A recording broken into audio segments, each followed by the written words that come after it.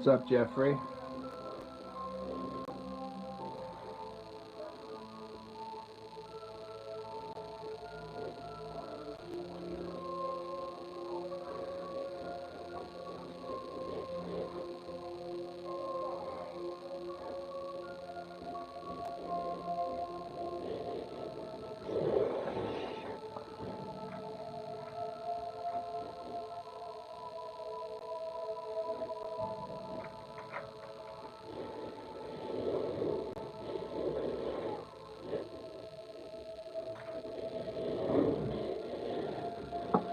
What's going on?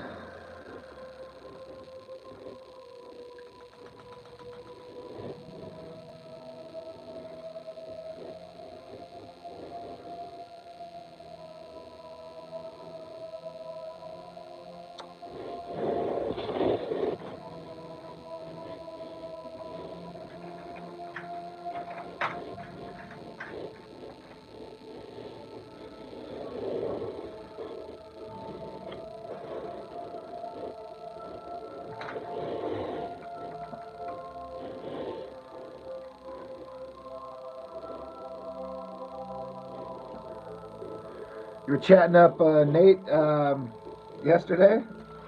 That's awesome. Nate's an okay guy, I guess.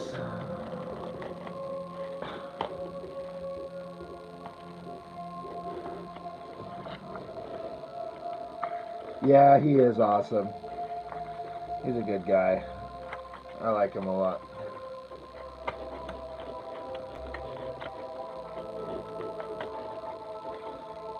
God damn, what the hell?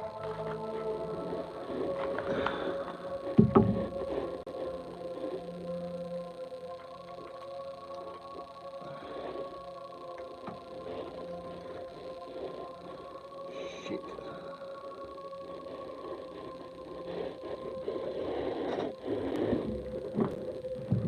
He saved you from the cyclone disaster.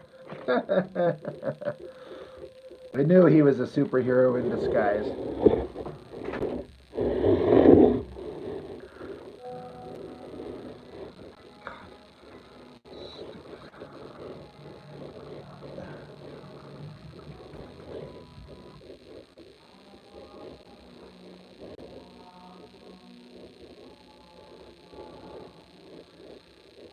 Local legend. Knew it.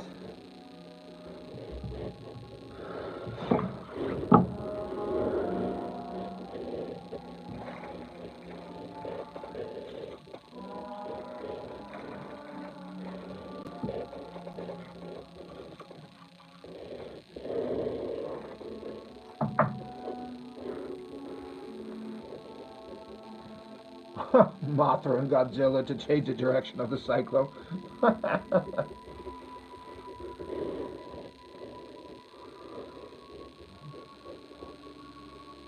Women love him and men want to be him.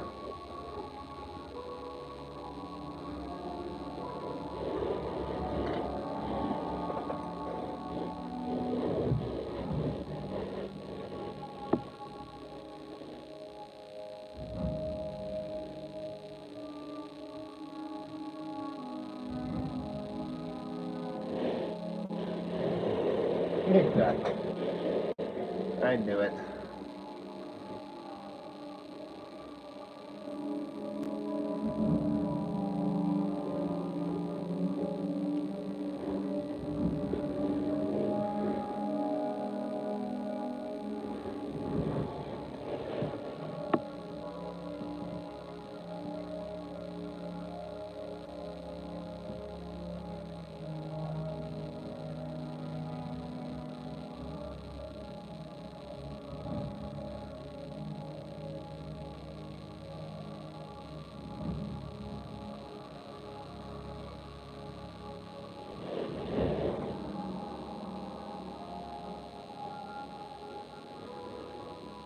Sarah, oh, thank you. This is a reproduction of a professional artist's work.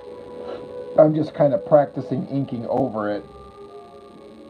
So I can't claim this art as my own.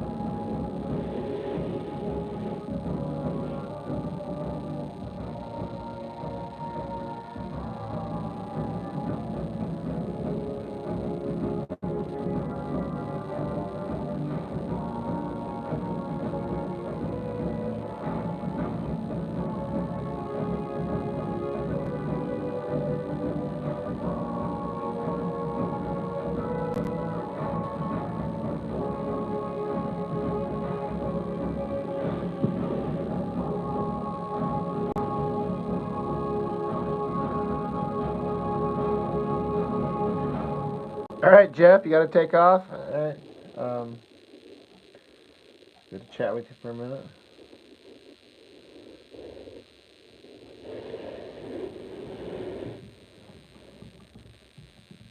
At Smith's Pharmacy, care is making it easy to save more. Most insurance plans and discount cards are accepted.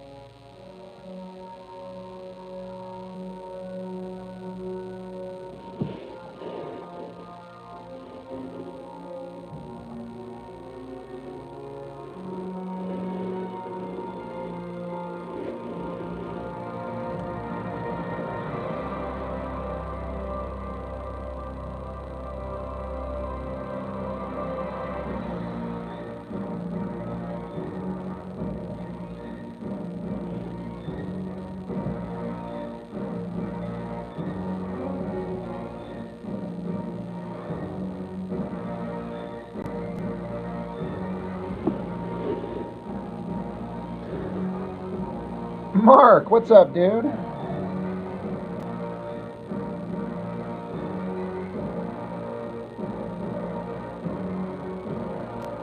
I saw a couple of notifications from the Discord that you guys were talking back and forth, so I figured I better, or I could at least mention in case anybody cared.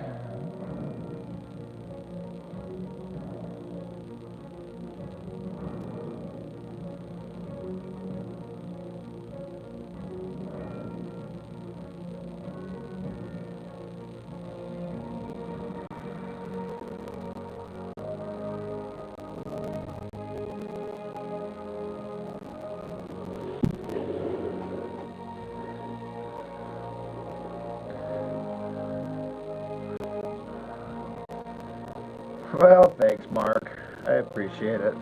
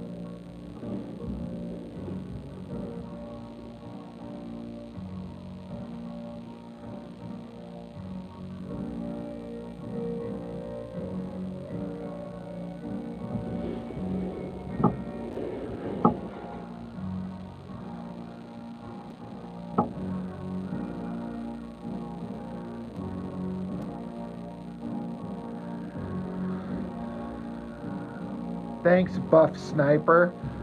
This is, for anybody who doesn't know, it's just a reproduction of a old image from a professional artist from Marvel, Mark Sylvestri, and I'm just practicing inking over his pencils, which I copied.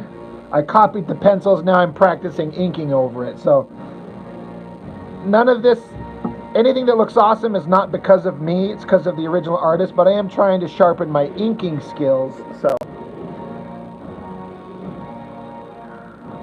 Byron, how you doing?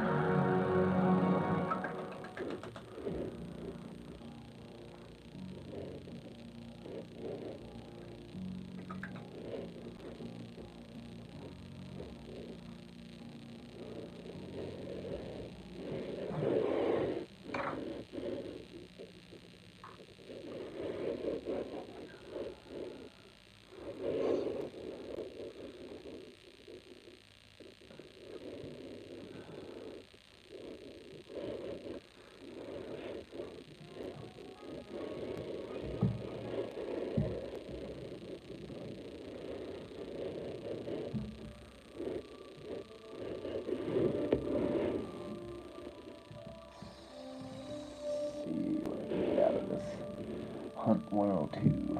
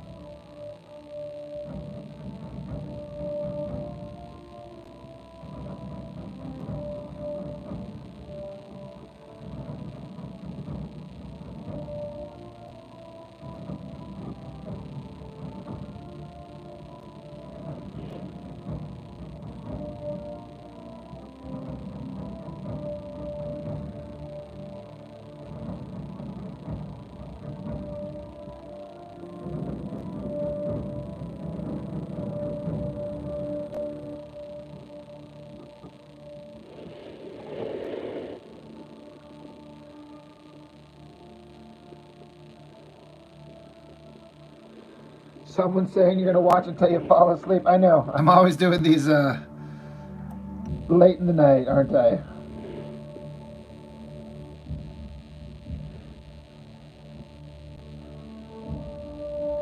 Just like to be difficult like that.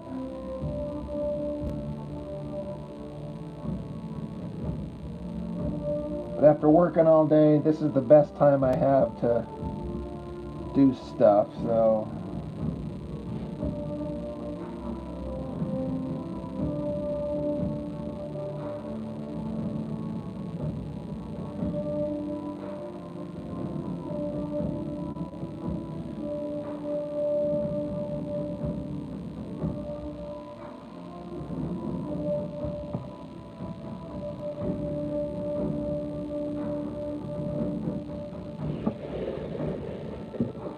Byron, have I implemented the Rob Norton Music Challenge into your live streams? If you're talking about seeing if people can recognize what I'm listening to, not tonight.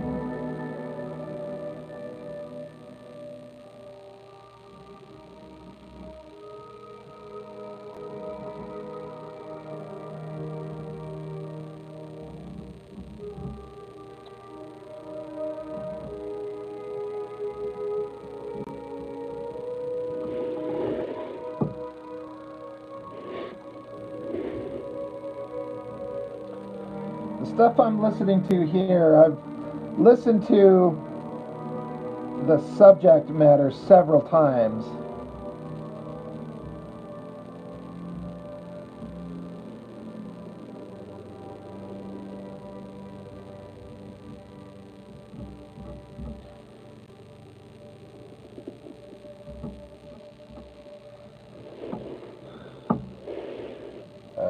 Several times on the live streams.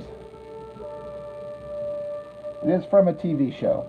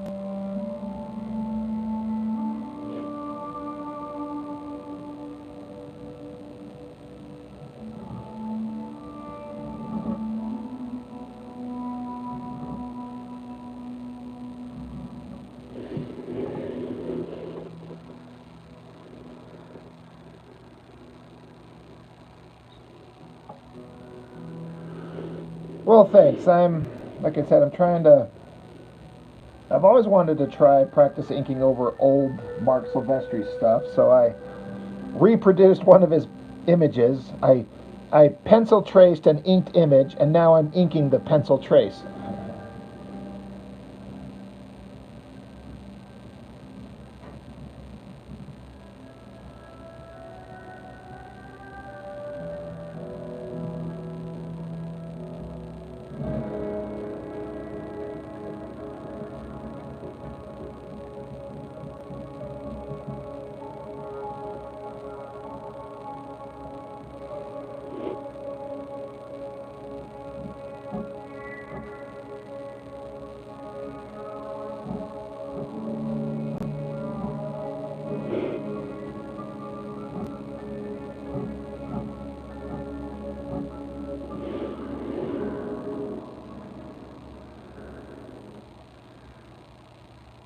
Yeah, I've seen parts of it.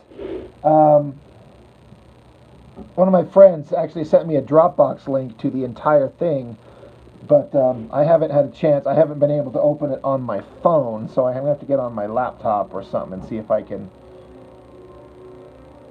save it there. But I've seen a lot of the pages, not all of them, but a lot, and yeah.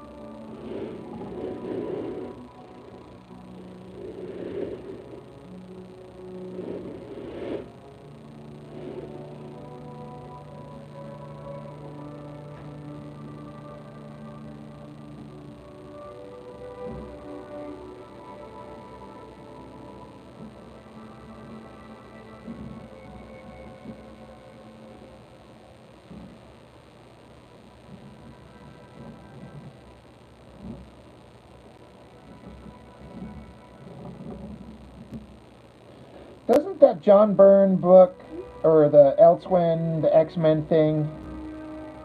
Um, isn't there printed up copies of it somewhere?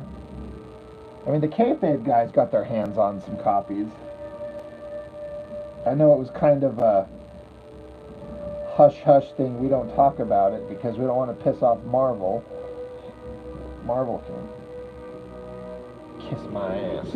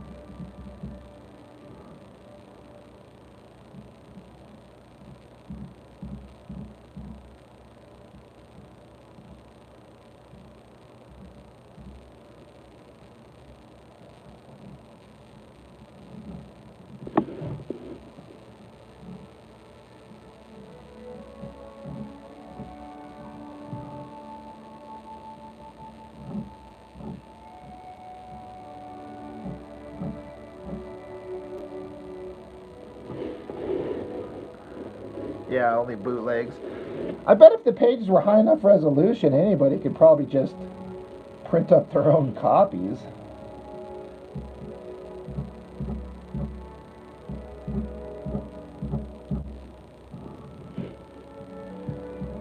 was discussing this with someone. Maybe it was you, Mark. But they've got that thing available. You'd think that Marvel, like, how could they not want to print those things up? How could it not be anything except a huge seller? But somebody was saying, like, I guess they tried to do that and then an agreement couldn't be reached.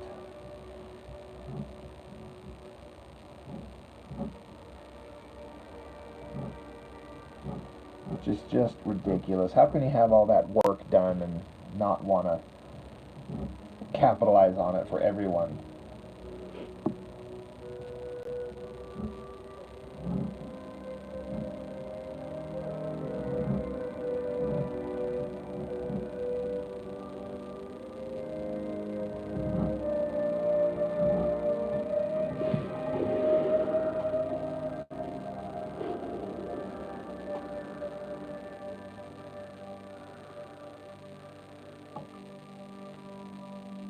$300 to $450. Holy shit! That must be like what people are just charging.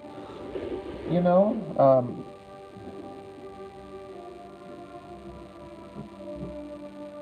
That's insane.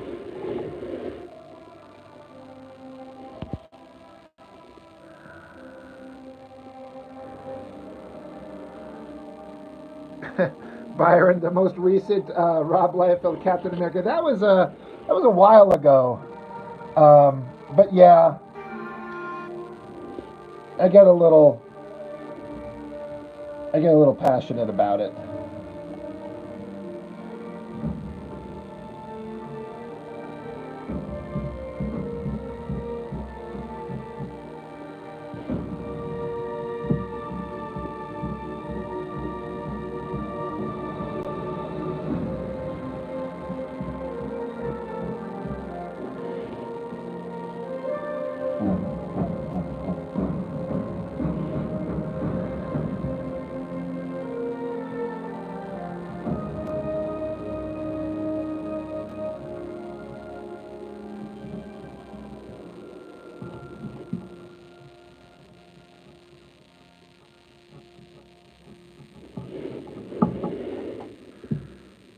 Yeah, Mark, you wish you knew it's John Byrne, not some random schmo.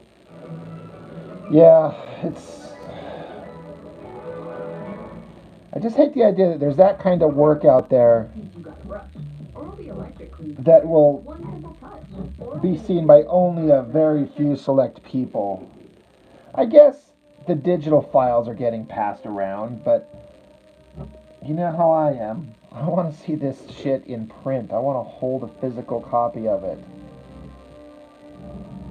I just cannot connect with artwork that I love in the same way, looking at it digitally, as I can actually physically holding the thing.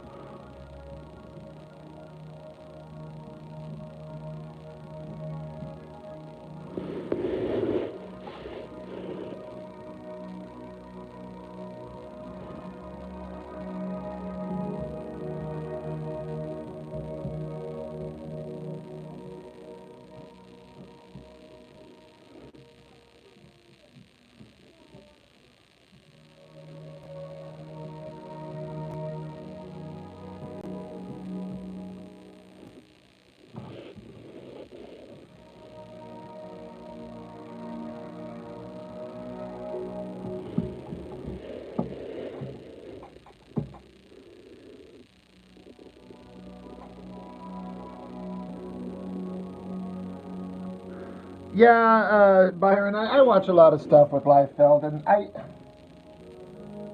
it's mostly his art that drives me the most insane.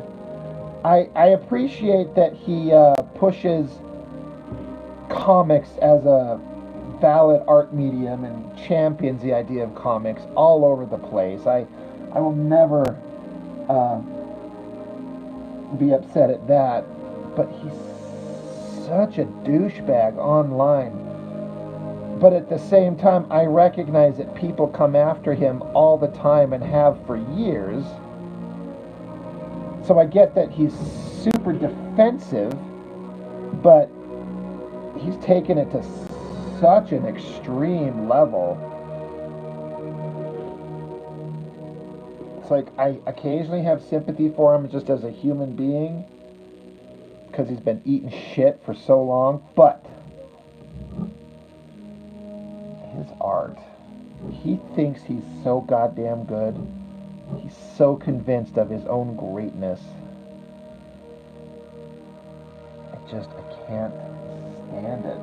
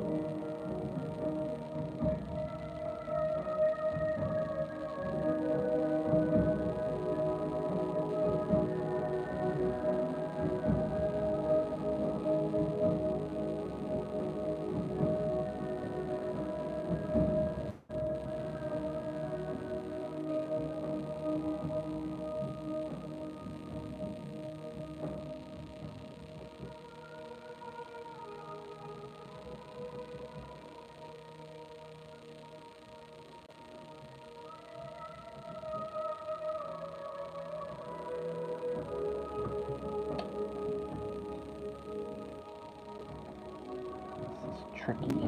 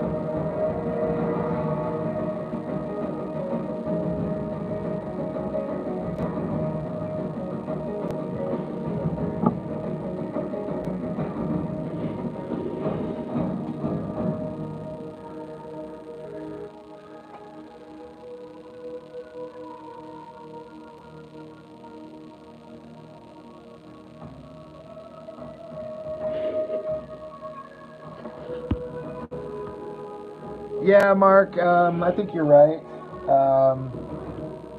Early success kind of stifled him because he didn't feel the need to improve. Because why should he? What he was doing was blowing everybody away. And in a way, for a minute, yeah, it was awesome. I'm a big fan of that old stuff. But then he gets required to draw some other things. And suddenly it's like, you can't do this.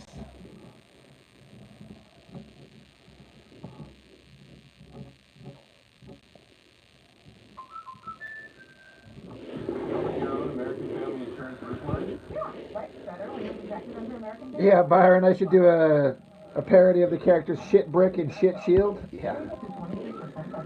Shane, has anyone read Irredeemable or just me? You personally don't think it's too good, but you also draw more than you read. I've never read it. I've just heard of it. I don't know anything about it myself, so I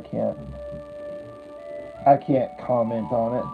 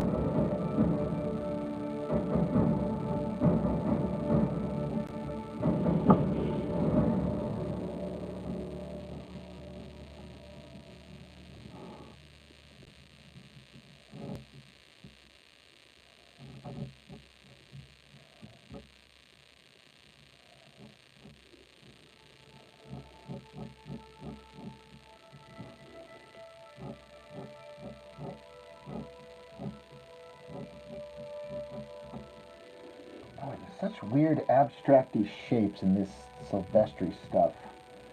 Looking at the original, trying to follow along.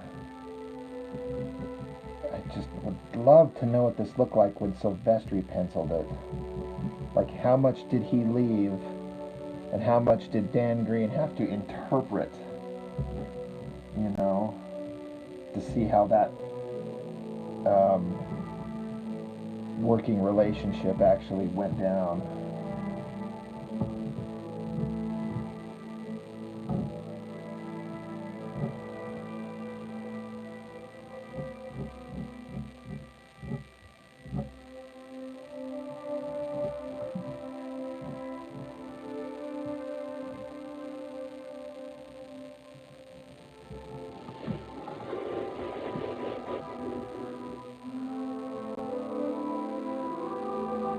Who's drawing the current Detective Comics?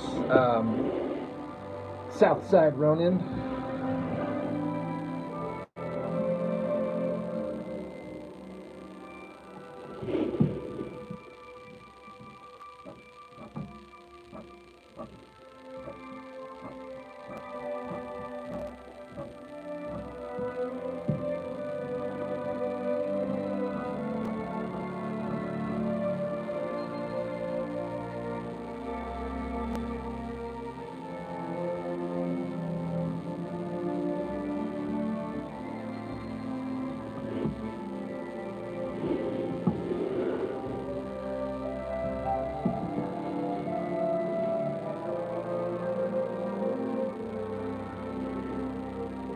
Well, Byron, just to show you, I'm going to move my drawing out of the way.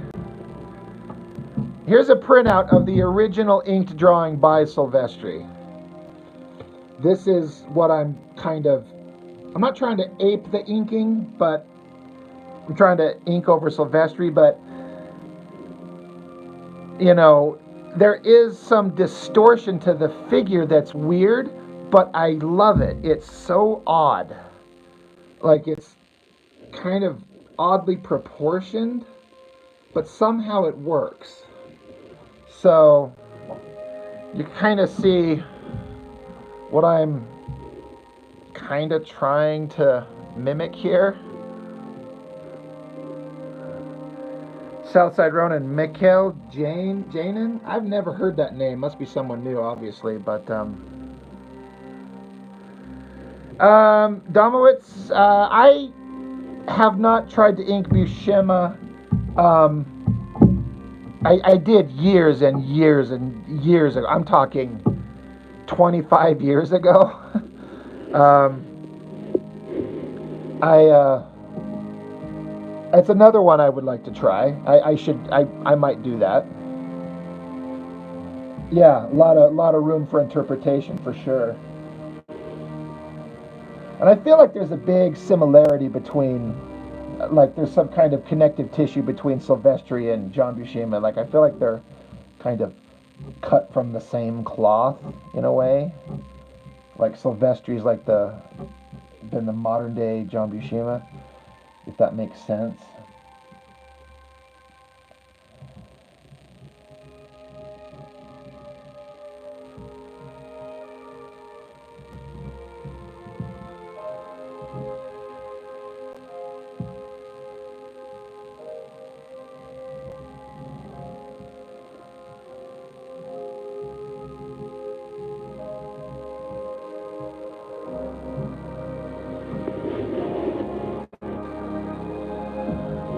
Nate, what is up, man?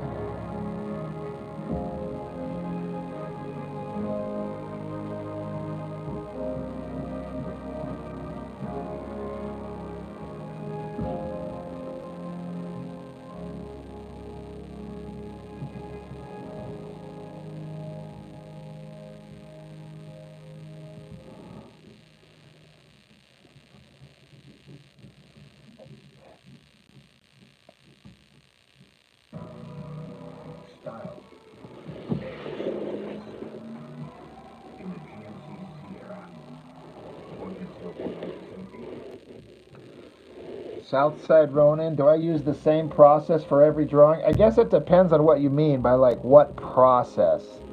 I mean, I just draw the way I draw. I guess I'm not sure how to answer that one.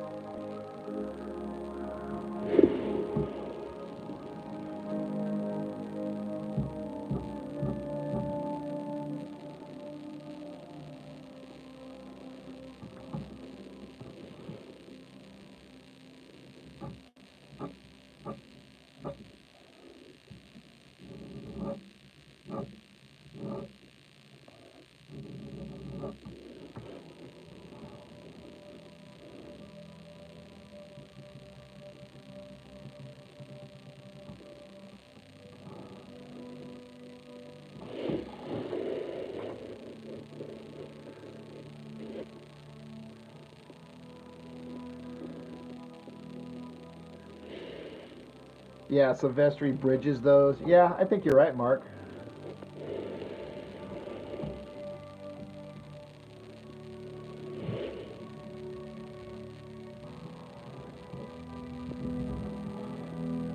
I know I say it all the time, but Sylvestri is just so good. He can draw anything. And I find myself being more fascinated with the, like, random background stuff that he does, rather than the big, crazy, explosive imagery, because his background stuff is so tight and so naturalistic. I'm like, how is he get to be so damn good. I fantasize about somehow running into him online and hitting him up for an interview on my channel. But then I'm like, what do I ask Mark Silvestri?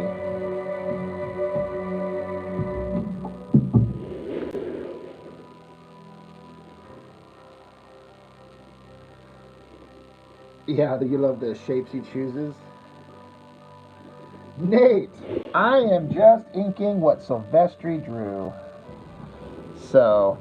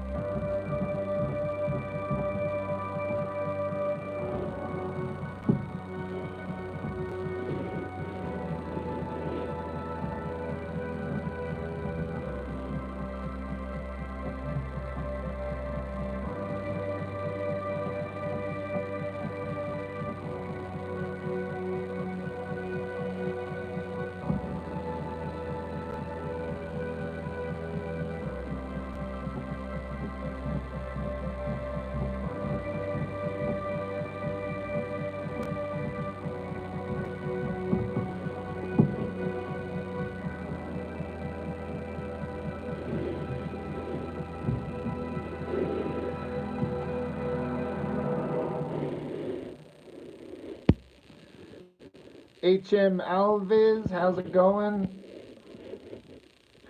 You know, Byron, I liked the Albert, but the Elsa D character, I got so sick of that character because of the way that they were having her speak. That, like, little kid talk. Oh man, I remember as a kid it just driving me nuts. And I get what they were doing, but god damn. Art wise, of course it's amazing.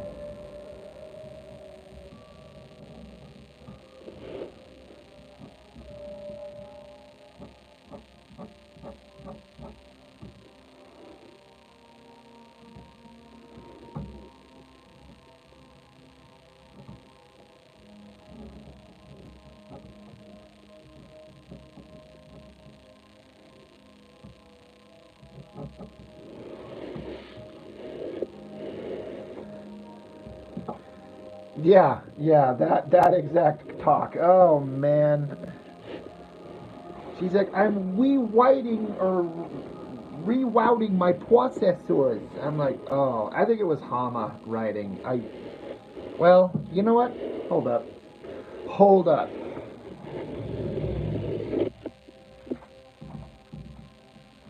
Hold up. Bitch, how you not a hobbit? Yeah, featuring the work of Larry Hama and Mark Silvestri. I keep this right next to me for artistic inspiration for exactly these reasons. And yeah, I just open this up and I don't know, there's something about Silvestri's work in these where I'll look at artists' work that I absolutely love and am blown away by, like Travis Charest or J. Scott Campbell or Adam Hughes, and I get discouraged because I'm like, I can never draw that good. And at the same time, I think the work in this stuff is in a way better than all of them, but it actually inspires me because I feel like I could perhaps achieve it somehow, which is really stupid. I don't know why. It's not like hyper precise, but it's perfect. I don't know how to explain it.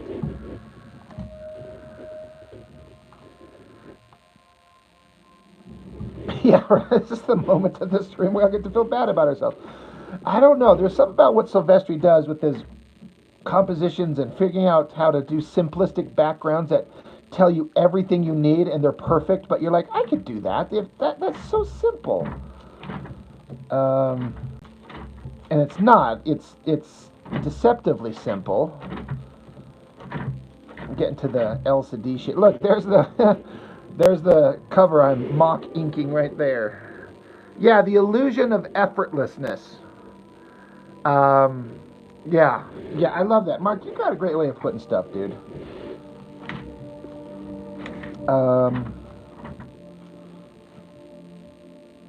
Yeah, the robotic Wolverine. But Elsa D, man, was she just driving me nuts. I was like, somebody blow her up, please. I know she's just a kid, but she's a kid robot, so she's not real. The awesome android assassin, Elsa D. And you know what? I didn't pick up on this for a long time, but the name Elsa D is like LCD, like the, what is that acronym? LCD for like electronics? Somebody remind me. Liquid crystal display. Thank you. Something like that. But I'm like, that's intentional, right? That's what her name was. I didn't know that until like in the last year when somebody else on another live stream pointed that out. I was like, oh my god, how did I not pick up on that?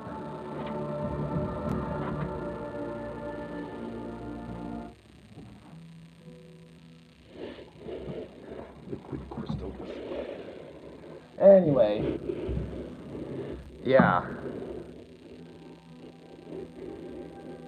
Yeah, Sylvestri was perfect. When I think of, this is kind of weird, best Wolverine artists, I think my favorite Wolverine artist is like, when Wolverine's with the X-Men, I like him when Jim Lee draws him. When Wolverine's solo, I like it when Sylvestri draws him.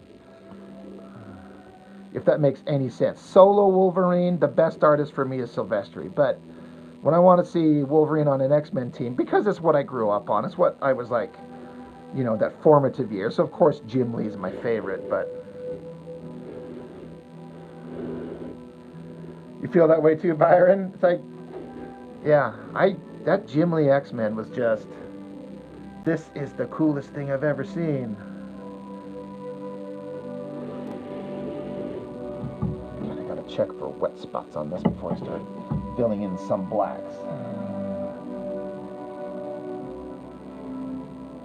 You know, a lot of people will list like Mark Texeira as their favorite Wolverine artist. I get it. There's a lot of good artists.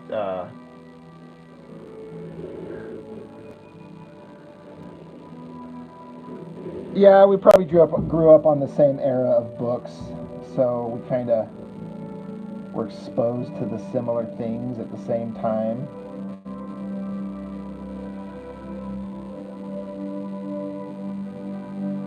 But then at the same time, you know, Wolverine drawn by Jim Lee is my favorite X-Men version with, you know, with Wolverine on it. But honestly, when I think about my favorite artist that draws X-Men in general, it's John Byrne from all those classic X-Men issues. Like, that was peak, full power, perfect X-Men comics. And that Dark Phoenix saga and the Proteus saga storyline just before the Dark Phoenix saga, like, that's the best version of X-Men. Even though it reads as dated in terms of like the era it was being drawn in, it looks like a comic from the 70s with the style of clothes and shit. I don't want to say it's not timeless. it kind of is, but it works perfectly. But it's very much feels like it's set in a specific era. And for some reason, I feel like the Jim Lee X-Men, I don't know, it could kind of fit into any era. I would still like it. I don't know. I might have my head straight up my ass.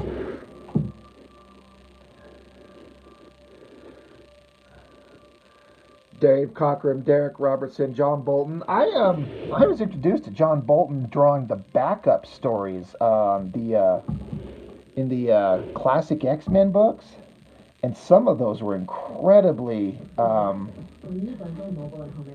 like they affected me.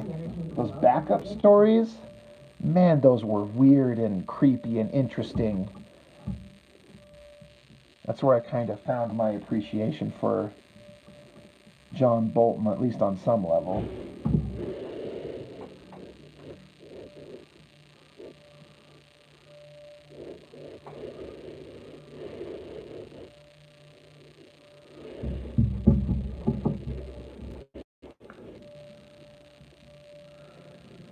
There's a lot of variant covers going out there from a bunch of different artists for the Hush 2, which I can't pretend to get myself psyched up over. As much as I love Jim Lee, I don't care for Jim Lee on Batman.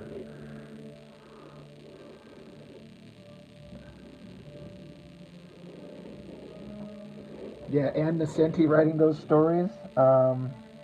It was one of my favorite issues to review on my channel, that classic X-Men issue where the Proteus, that reality changing guy, he fought Wolverine, and he did that whole mind fuck on Wolverine where he was kind of changing reality around him. It was like one panel in the comic, but they did this whole backup story drawn by Bolton where Proteus is making Wolverine feel like his body's being turned into like a giant bug or a rotting corpse or these weird blocky shapes, just altering reality for the character whose entire existence hinges on the natural world. It was really interesting.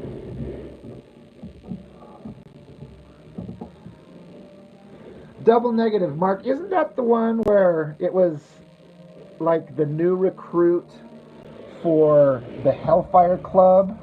Am I thinking of the right story? I've got those sitting right next to me too.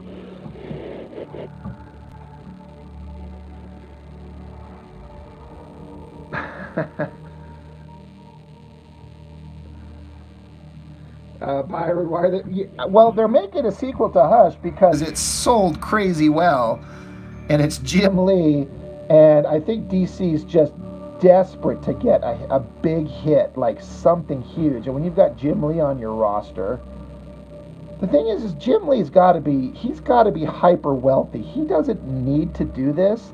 So I actually appreciate the fact that he still wants to be in the trenches drawing comics, not just covers, like so many of my other favorite artists. Jim Lee wants to draw comics, and he does.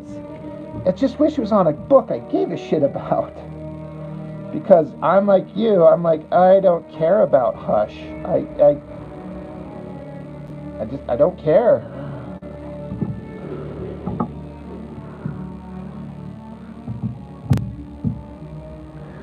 Yeah, Mark Don, what's the chess-themed one where the White Queen and the Black King play a game of chess in their minds? Right. And then there was some new recruit who was kind of sitting in on it. Yeah, that one, it was so weird. It's so strange that to think that Kid Me, I didn't, love it, but it had a weird effect on me, not just because of the art and, hot girls, but, it was so strange. It was so weird. It felt like a very adult kind of story that I was trying to understand, and I thought it was neat that I got to read it. Yeah, that one was really weird.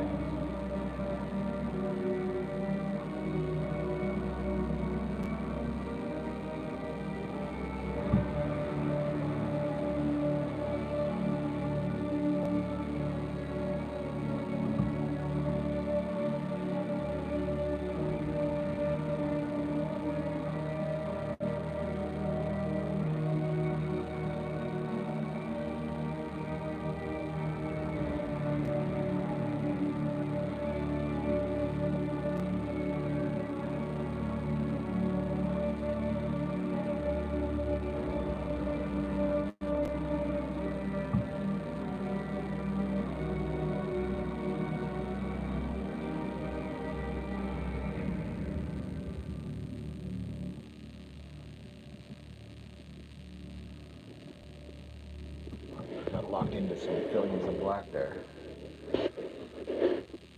Yeah, it's such a different voice from Claremont. But what I liked on some of them that they did is how they took the story that Claremont wrote and expanded on it a little bit. Let me find.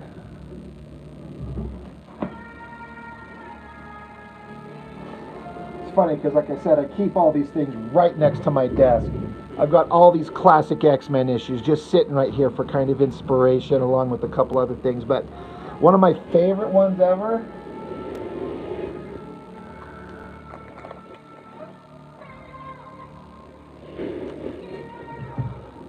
was obviously the let's see, how do I,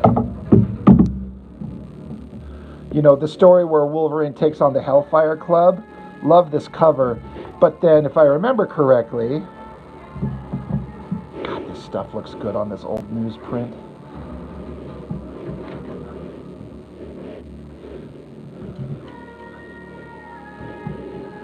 But anybody who knows the backup story.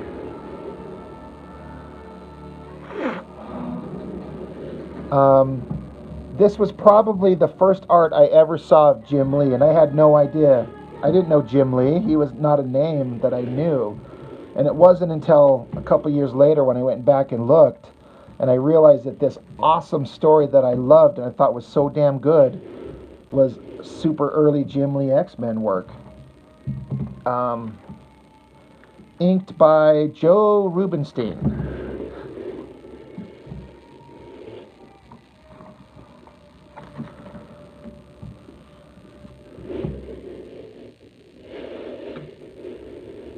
I mean, such an awesome version of Colossus. Storm looks amazing in that absolutely perfect costume. I talk about this, even though she shows so much skin. It's like unnecessary amounts of skin to be shown, but it's like perfect design.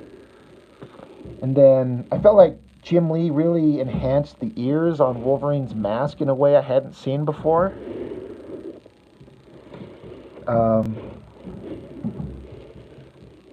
And then these shots, let's see. I like that shot of Storm's face with the shading on it. There's a kind of a zipatone on it. And this shot down here at the bottom. Yeah, you love Lee's art in the old coloring style. I do too.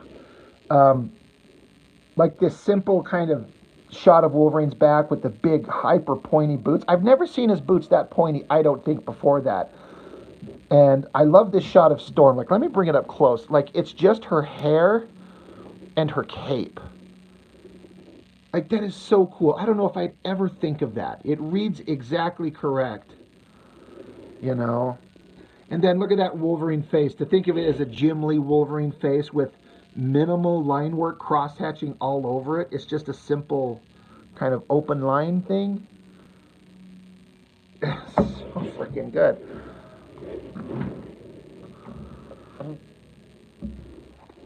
And then I love this shot where Colossus picks up this tree and bashes the guy right in the face with it. That would have killed him.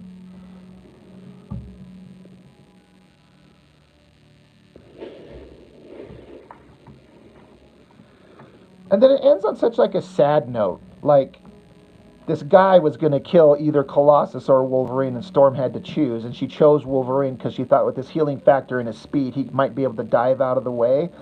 And she apologizes to him. She's like, I'm sorry, I had to choose somebody. He's like, yeah, I'm going to go get a beer. And he looks just kind of sad. Like, he's not mad at her, but he's just like, my life is death. And will always be death surrounding me. And Storm's sad. And like, yeah, oh, it was such a great story.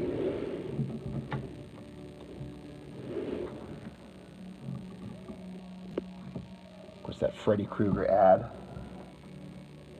This is printed in, when was this book made? This is Classic X-Men 39. Printed November 1989.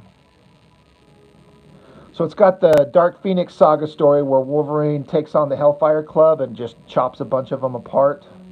I think it ends No, it's. I was thinking of a different. No, that obviously that was before this. But anyway, yeah, one of my favorites ever. Like,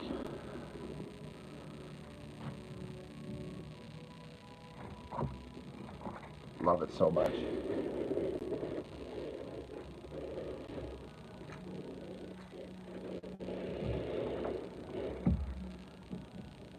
Freddy Krueger gave me nightmares. You know, I never got to see any of the Freddy Kruegers when I was younger. My parents wouldn't let me. They let me watch a lot of other weird shit, but that one they were kind of like, no, no Freddy Krueger. So I didn't actually get to watch them until I was older, and then I was kind of like, it's cool, but it doesn't scare me. Yeah, the shapes for Storm's hair are wild. That big, poofy. Yeah, I love that classic design of her costume, though. Like we were saying.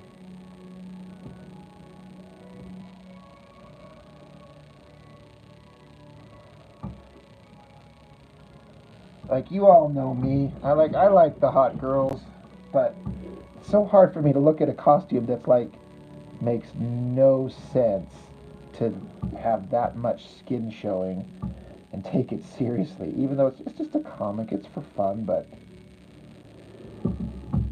then you run into such a perfect design, like can't touch it. Nope. It'll never, no matter what you do, you will never make it as good as that one. And they keep redoing Storm's costume, and they keep failing at making anything as interesting.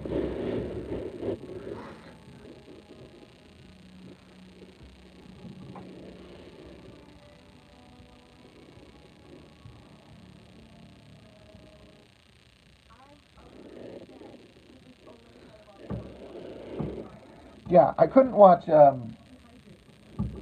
Freddy Krueger. I mean, you know, my if a lot of things I got exposed to, my parents had to be interested in, and they weren't interested in Freddy Krueger. But I got to watch Aliens by James Cameron. I got to watch Predator with Schwarzenegger.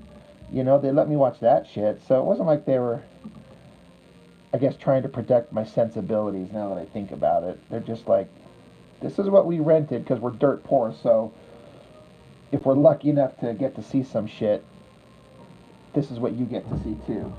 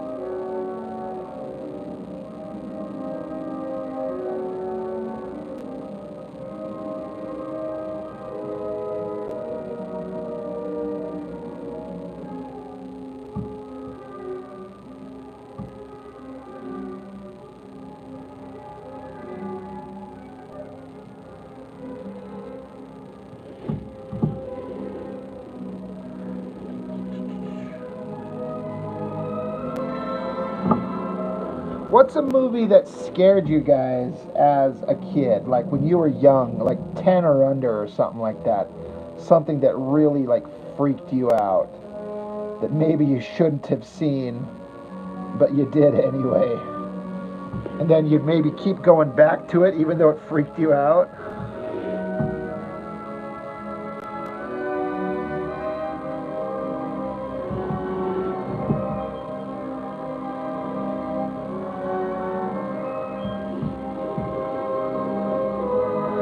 Night of the Living Dead.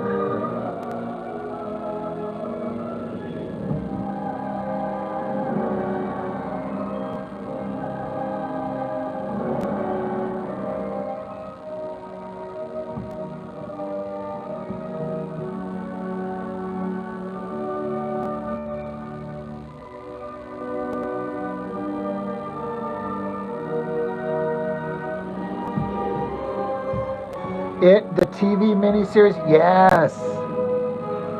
That one was creepy, dude.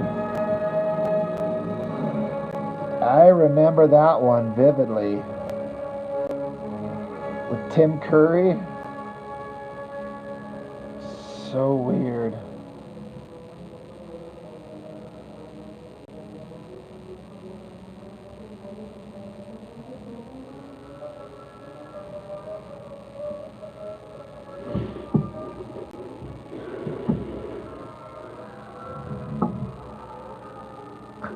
There was a scene in that movie where a zombie is drinking milk and you couldn't drink milk for a while.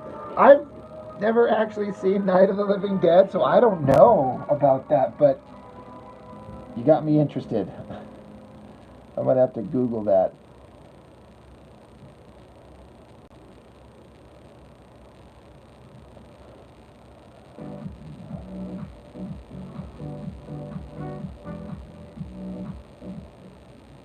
Only electric, the smart use technology. For the most effective pain removal.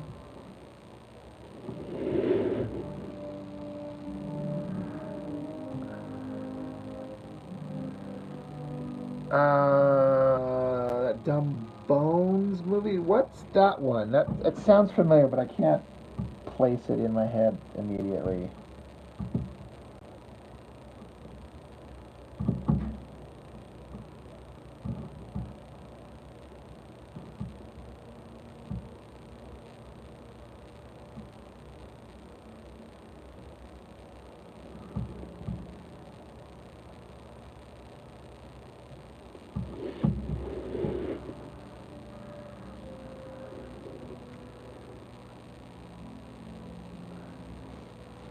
With Snoop Dogg. I don't even know what that one is, man. That's funny. That's not what I was thinking of.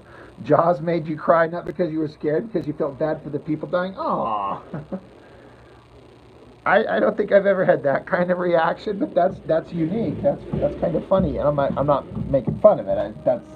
I've never heard anybody say that about Jaws, or you know.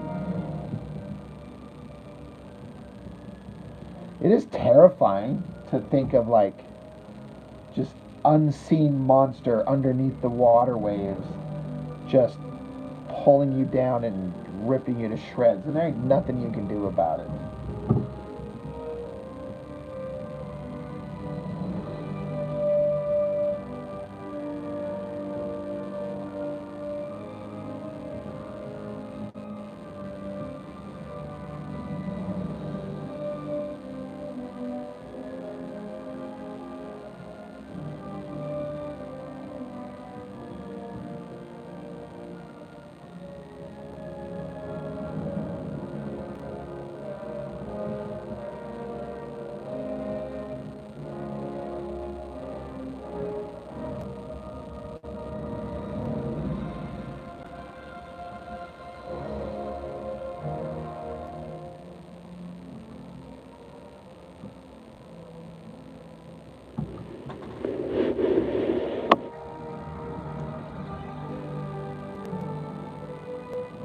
Oh yeah, that Ralph Bakshi Lord of the Rings.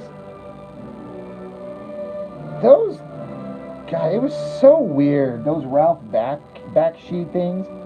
Like older me appreciates the artistry of it, but they were so weird. They were so off-putting.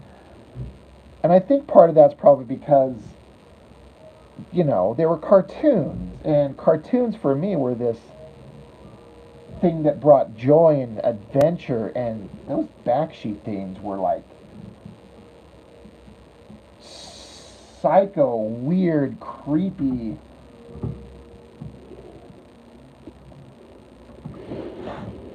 Just so odd.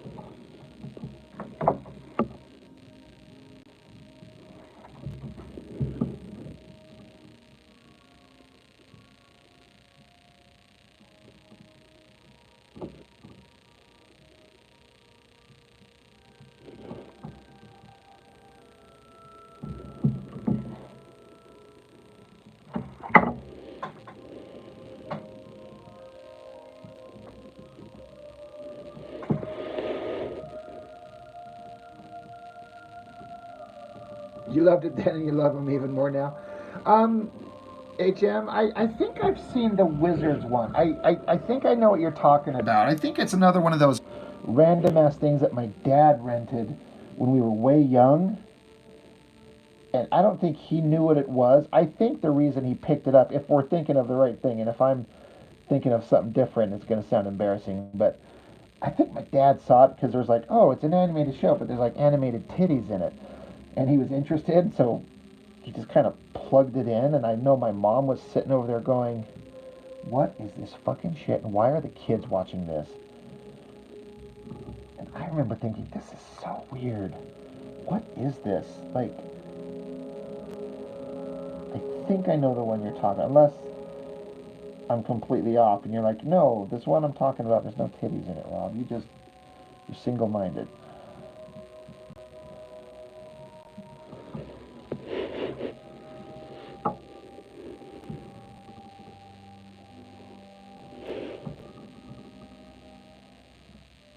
Wasn't there one called Fire and Ice or something like that? Am I remembering that wrong too?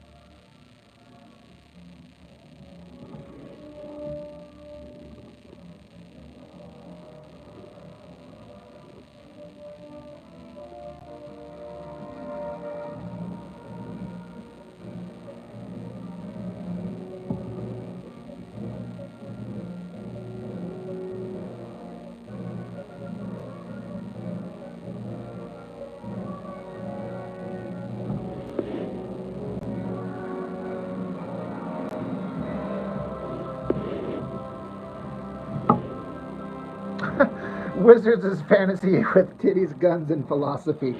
You know, that's what they should put on like the cover of like the old VHS tapes. Titties, guns, and philosophy. I'd be like, oh, well, let's pick this up. That's awesome.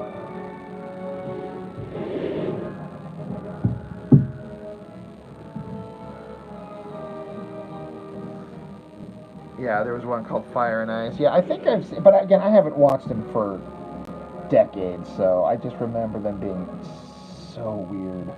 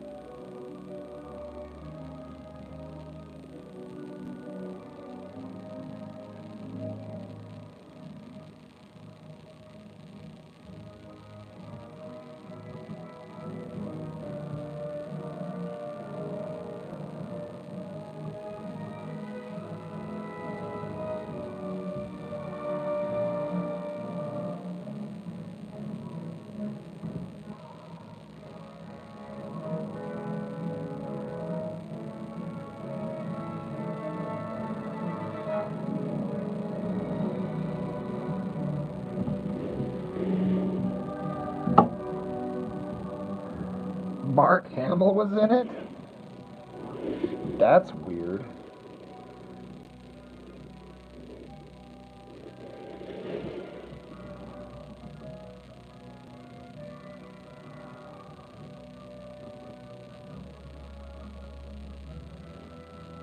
Of course, Mark Hamill's done a lot of weird shit.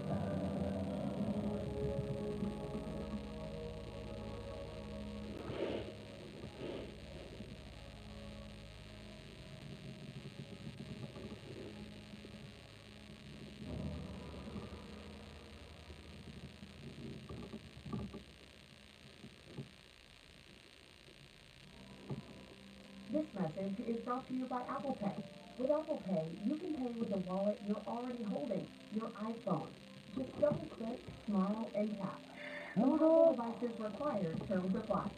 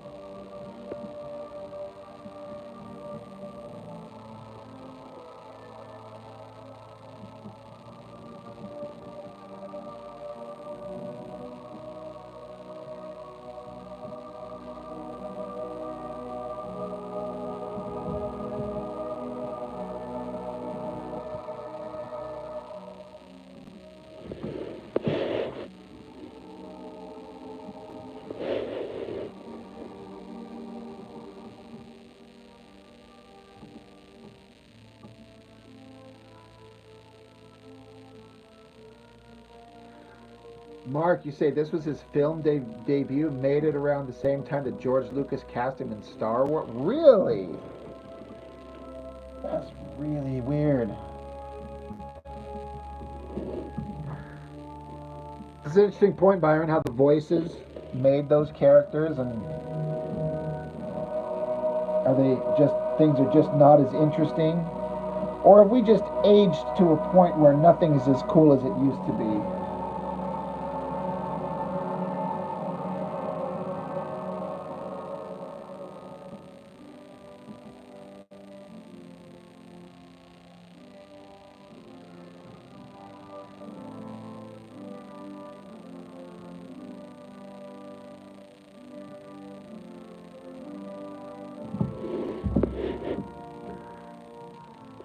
Yeah, I saw, Mark, that you were quoting that. That's really interesting, man.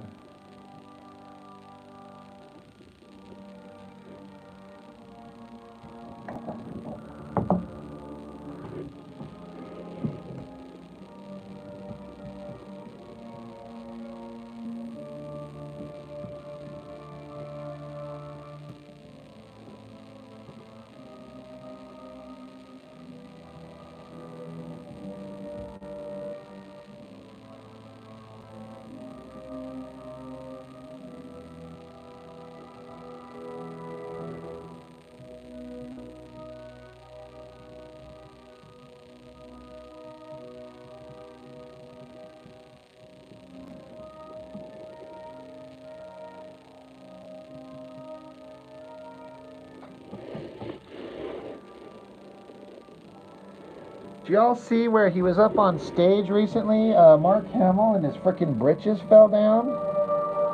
Like, what was that?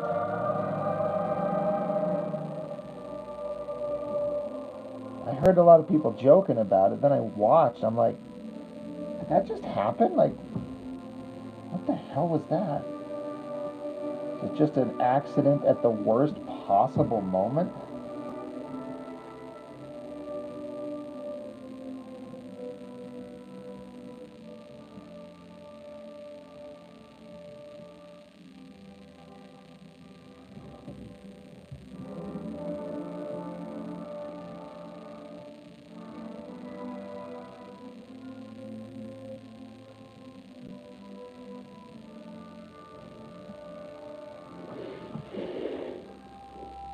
I don't know. It doesn't make any sense that something so ridiculous and embarrassing would be like a staged thing that they would do intentionally. it looked embarrassing, and he's being mocked for it. It's one thing if it's staged and we get it, like, oh, I'm in on the joke. But that's not how I read it, but I don't know.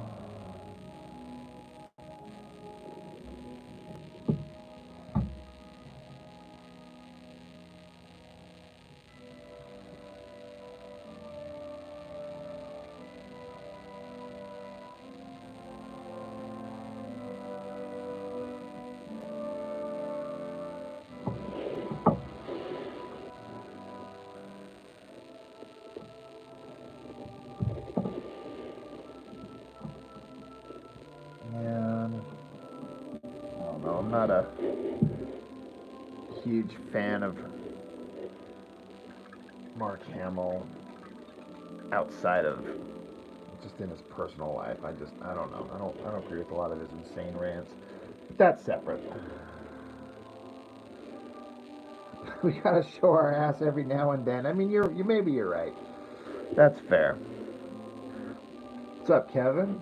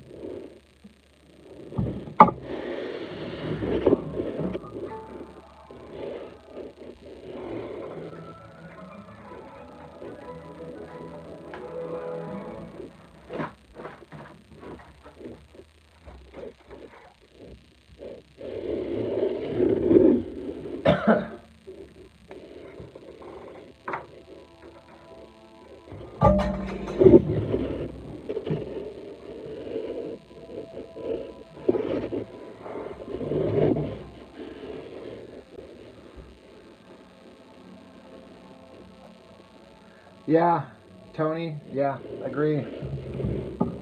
Trying to learn from all that.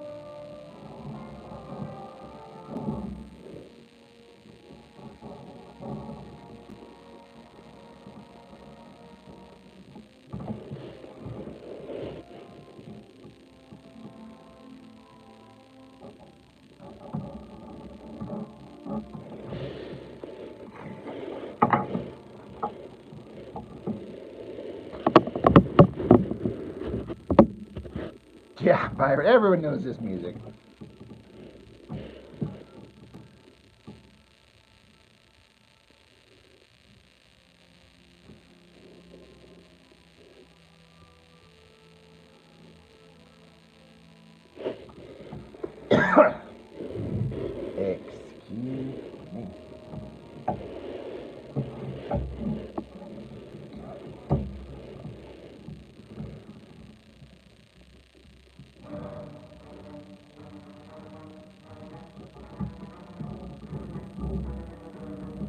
bum, bum, bum.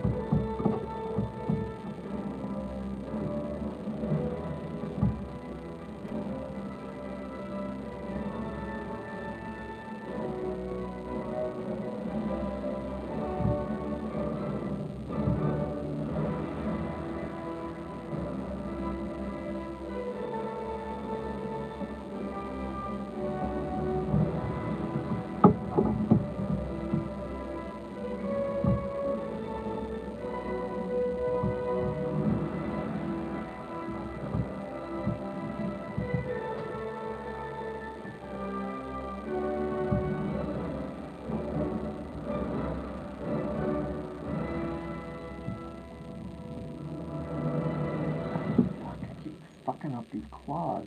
God damn it. In a world filled with Good thing there's whiteout. one hero rival. Afrin no trip out.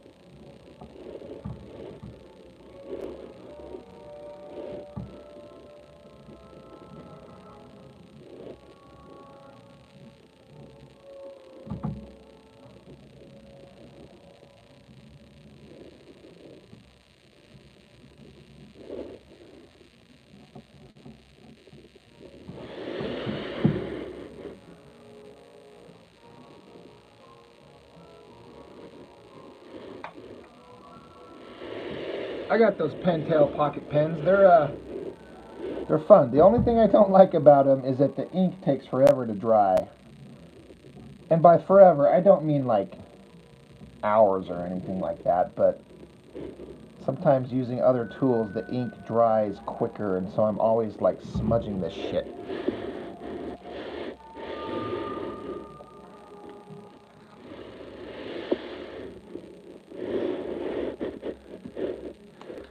Should bust this out and put a few lines down with the old Pentel.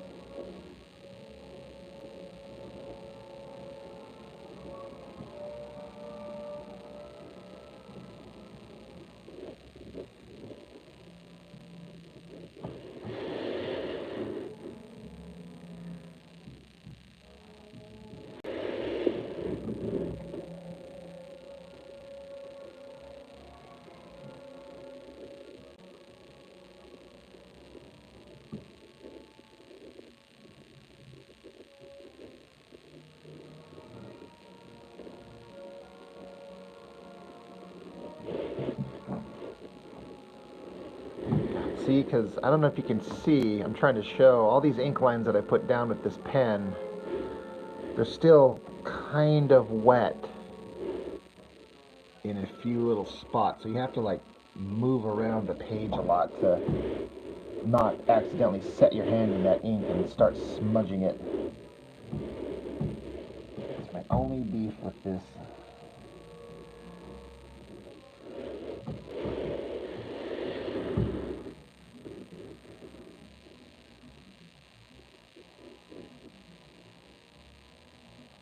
That's what started the rabbit hole.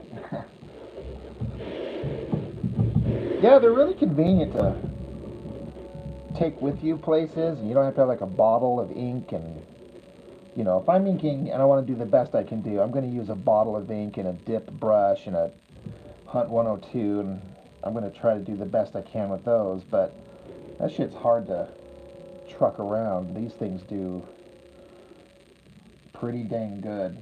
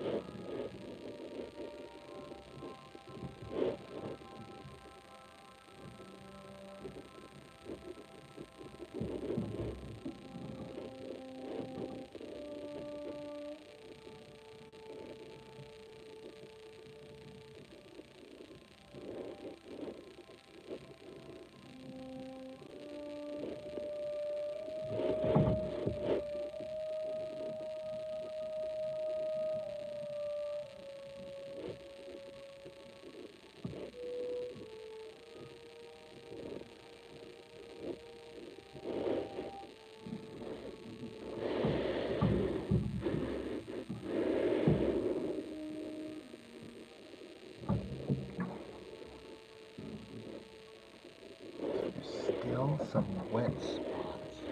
Don't you hate it when you're rolling around and you find a wet spot and you didn't know it was there? Okay. Yeah, this ink from this stuff takes so long to absorb into the page.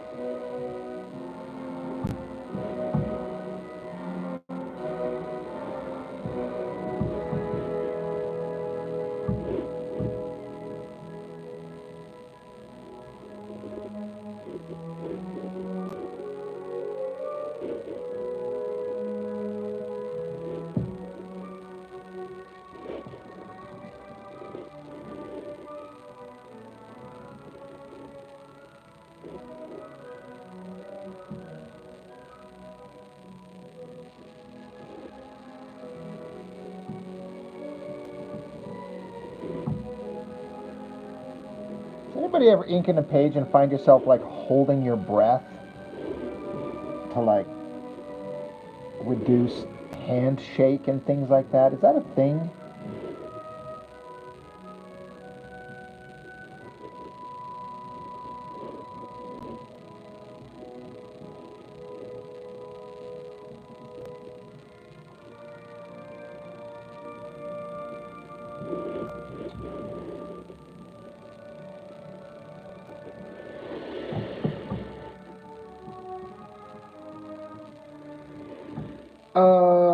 Travis Charest interview with Mark Millar. Is this like a new thing?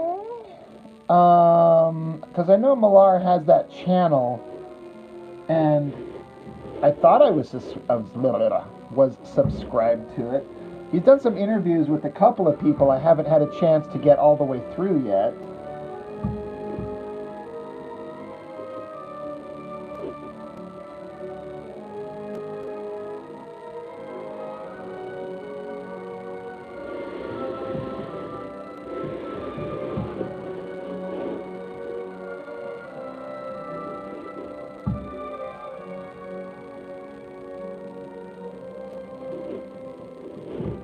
But Travis Charest is one that I would definitely want to listen to. Hope to get some interesting information from him. That would be neat.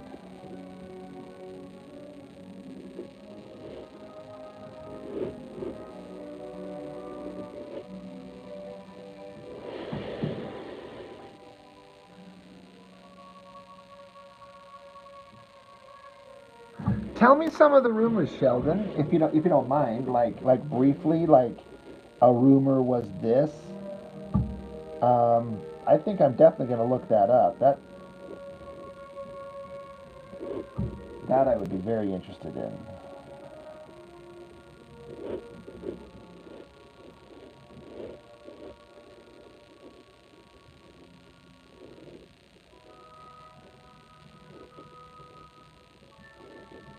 I didn't know there was any rumors about Travis Charest beyond the fact that he's slow in terms of his art, which when you look at it, you kind of get some people are fast and some people are slow. Adam Hughes is known for being super slow, but I will wait forever for that.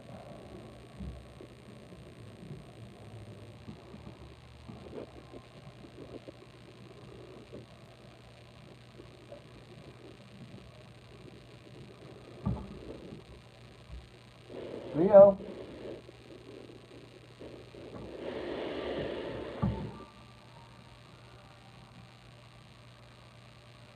Like the rumor, he starts a page fully rendering, like he'll start at the top left of the page and finish it. That's interesting. Is that true?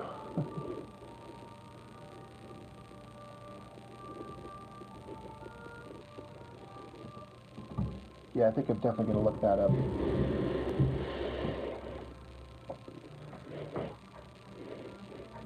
Look at all that wet ink. It's going to sit there for 10-15 minutes before it fully dries.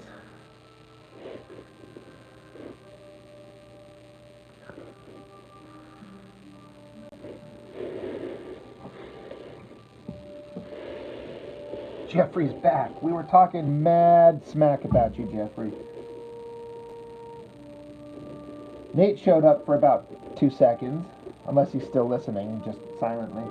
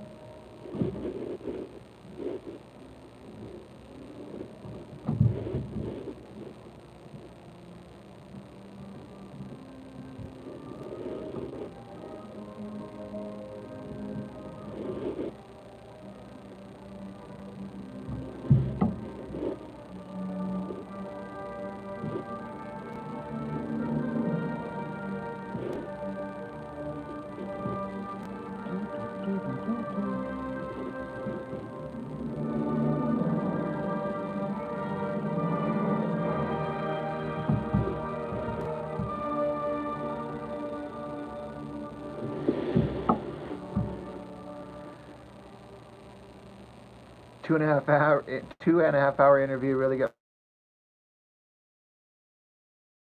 awesome. He was at the Lord Mayor's ceremony to giving him keys to the city. See, we were saying we all knew Nate was amazing, but well, thanks for the heads up, Sheldon. I'm definitely gonna. I might even like tonight, like when I get done here, which won't be too much longer. Give a listen.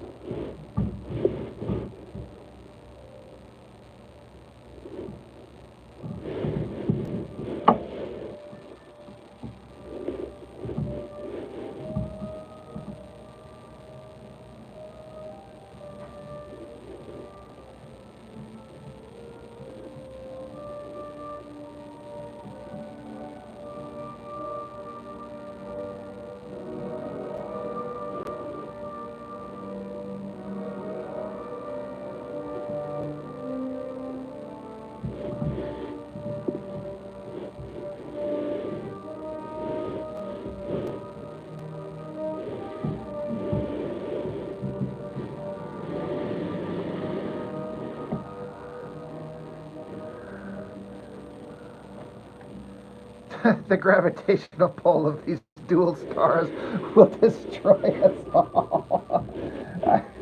I gotta remember that dialogue and put it in a comic book somewhere. Oh my god. That's so funny. See, Kevin, you should have a YouTube channel, dude. You should get comics out and just throw in your sense of humor and your wit, the shit that you come up with off the top of your head, dude.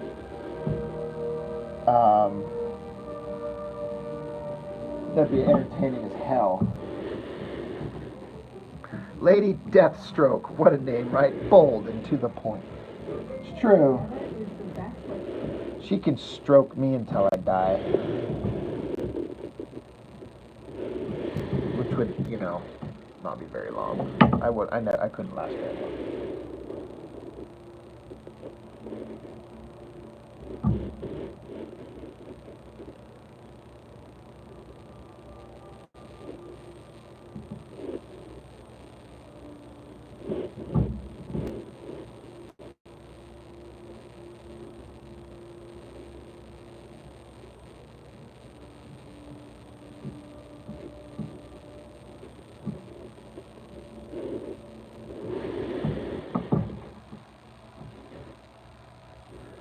I'm just saying, Kevin, like, for however long you've been joining my channel, no one has made me laugh as much as you, dude. Like, you just have these funny things that you say that catch me every time. Like, you've got a sharp wit, dude. And I don't know. I know it's kind of, in my experience, it's hard to kind of force it. It just kind of has to come naturally. So, I mean, maybe it's easier said than done, but I don't know, dude. I'd tune in. That's all I know.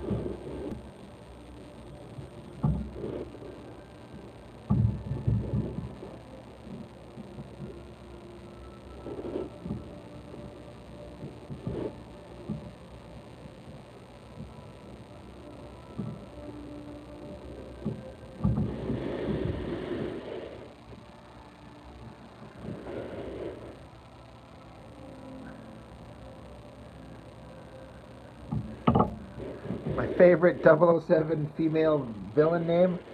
Lotta. Lotta Fagina. I don't care if that's Austin Powers. It's totally funny. Or Dixie. Dixie Normus.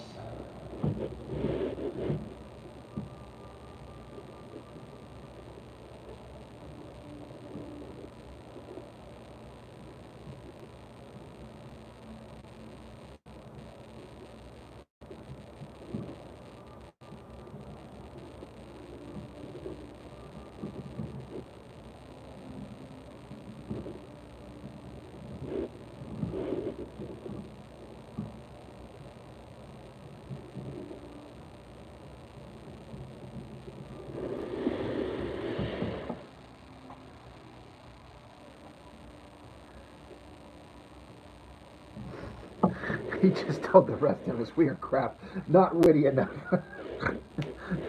Guess that's one way to interpret that. You want to know who makes me laugh? Kevin, the end. The rest of you, fuck right off. I don't know why I do these live streams.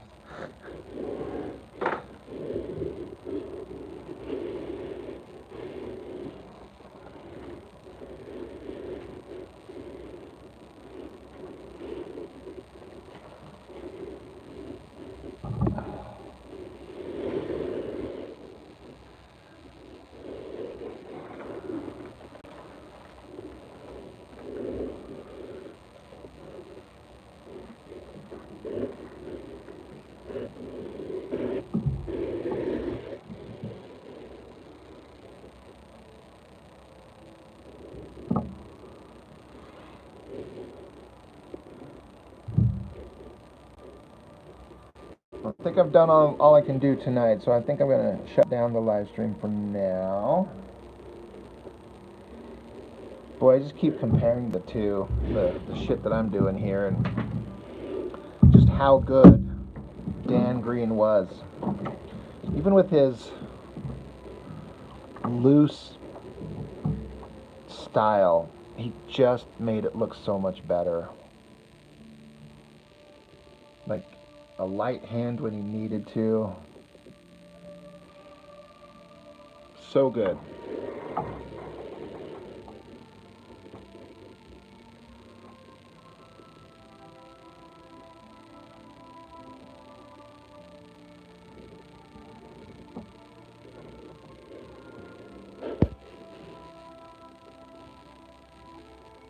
Come to Australia. We need wit.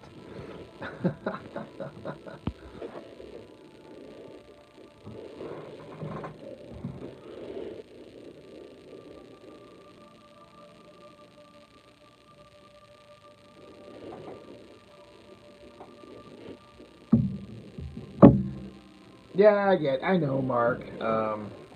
Still, I don't know. It's crazy.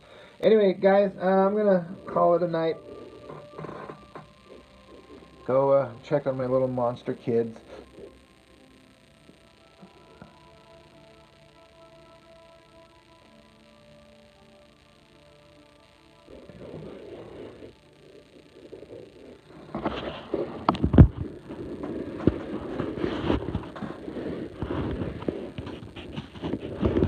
All right, guys, I'll catch you later. Thank you all.